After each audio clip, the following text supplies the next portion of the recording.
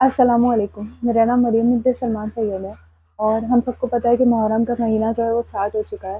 تو انشاءاللہ آج محرم پر بات کریں گے۔ تو قرآن میں اللہ سبحانہ تعالیٰ فرماتے ہیں کہ اللہ کے 4 مقدس مہینے ہیں، اور سورہ توبہ میں ورس 36 میں ان کو حدیثوں سے پتہ چلتا ہے کہ جو 4 مقدس مہینے ہیں ان میں سے ایک محرم ہے۔ محرم جو ہے وہ مسلمانوں کا بگننگ آف دا ایئر بھی ہے، اور محرم صرف مسلمانوں کے لیے ہی نہیں، جیوز کے لیے اور کرسچنس کے لیے بھی سیکریٹ مانتا ہے، کیونکہ ایک حدیث میں آتا ہے کہ نبی کریم صلی اللہ علیہ وسلم فرماتے ہیں کہ جب وہ مدینہ گئے تو وہاں کے جو جیوز تھے وہ لوگ محرم عاشورے کے دن روزہ رکھتے تھے۔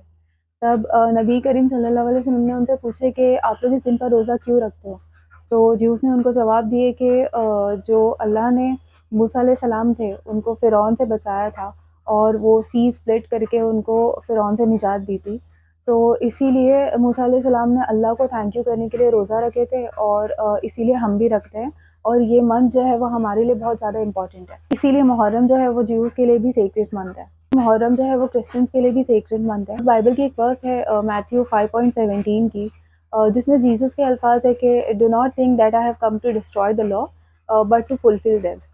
تو کرسچنس پر جیوز کے جو لا ہے ان کو بائی ڈیفالٹ فالو کرنا ان پر فرض ہے۔ ہاویور یہ الگ چیز ہے کہ وہ یہ سب مانتے نہیں، کیونکہ آج کی جو بائبل ہے اس میں جیسس کی ٹیچنگز کم اور سینٹ پال کی ٹیچنگ زیادہ ہے۔ انشاءاللہ کرسچینٹی پر اور بائبل اور یہ ساری چیزوں پر میں ڈیٹیل میں ویڈیو بناؤں گی۔ آج محرم کی ٹاپک ہے تو انشاءاللہ اس کو کور کرتے ہیں۔ اب دیکھتے ہیں کہ محرم کے مہینے میں روزے،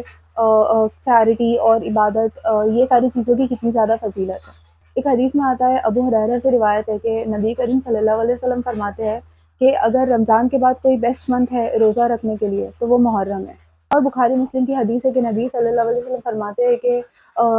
انسان کا جو ہر ایکشن ہے وہ اس کے خود کے لیے ہے، لیکن روزہ جو ہے وہ اللہ سبحانہ تعالیٰ کے لیے ہے، اور اس کا ریوارڈ جو ہے وہ اللہ سبحانہ تعالیٰ اس کو دے گا،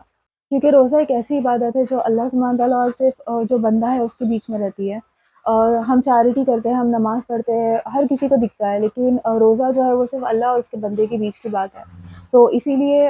جو فرض روزے ہیں ان کا تو بہت زیادہ ثواب ہے ہی، لیکن نفلی روزہ کا بھی ثواب ہے۔ ایک اور حدیث میں آتا ہے کہ جب نبی کریم صلی اللہ علیہ وسلم مکہ میں رہتے تھے، وہ تب سے ہی عاشورے کے دن روزہ رکھتے تھے، لیکن جب وہ مدینہ گئے تب انہوں نے دیکھے کہ جو جیوز ہے وہ لوگ بھی عاشورے کے دن ہی روزہ رکھ رہے ہیں۔ تب نبی کریم صلی اللہ علیہ وسلم نے حکم دیے کہ تم عاشورے کے ساتھ ساتھ عاشورے کا روزہ اور اس سے ایک دن پہلے کا روزہ رکھو، یا پھر عاشورے کا روزہ اور عاشورے کے بعد کا ایک دن کا روزہ رکھو، کیونکہ تم جیوز سے جو ہے وہ ڈفرینٹ لگو۔ یہ حدیث ہے جس میں نبی کریم صلی اللہ علیہ وسلم فرما رہے ہیں کہ اگر تم کو رمضان کے بعد کوئی منتھ میں روزہ رکھنا ہے تو وہ محرم میں رکھو، کیونکہ محرم ایک دن ایسا ہے جس میں اللہ سبحانہ تعالیٰ جو ہے وہ سارے لوگوں کی بخشش کر دے گا اور ساری گناہیں معاف کر دے گا۔ آپ لوگ سوچ رہے ہو گے کہ نبی صلی اللہ علیہ وسلم کی رخصتی کے بعد جو مسلمانوں میں سب سے بڑا ایشو رہا ہے کربلا کا واقعہ، میں نے اس پر بات کیوں نہیں کری؟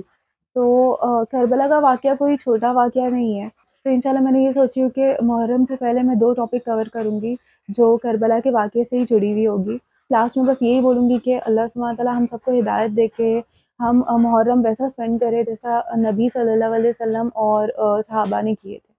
بس جزاک اللہ خیر، اللہ حافظ۔